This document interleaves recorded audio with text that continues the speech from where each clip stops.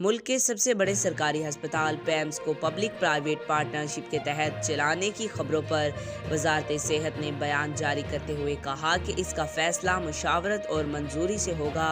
इस हवाले से तर्जमान वजारत सेहत का कहना है कि पैम्स अस्पताल को प्राइवेट करने की खबरें बेबुनियाद हैं। पैम्स के किसी भी शोबे को प्राइवेटर्स नहीं किया जा रहा। कोऑर्डिनेटर बराए सेहत डॉक्टर मलिक मुख्तार अहमद ने बताया कि किसी रिहायशी कॉलोनी में टावर नहीं बनाए जा रहे।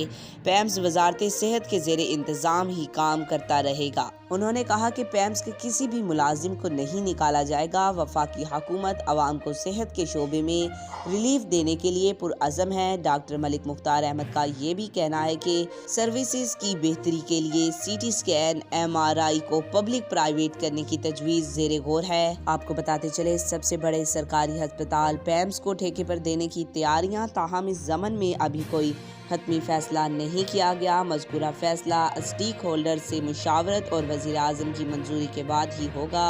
आज तक के लिए इतना ही। मज़ीद ऐसी मालूमाती वीडियो देखने के लिए हमारे चैनल को सब्सक्राइब करें।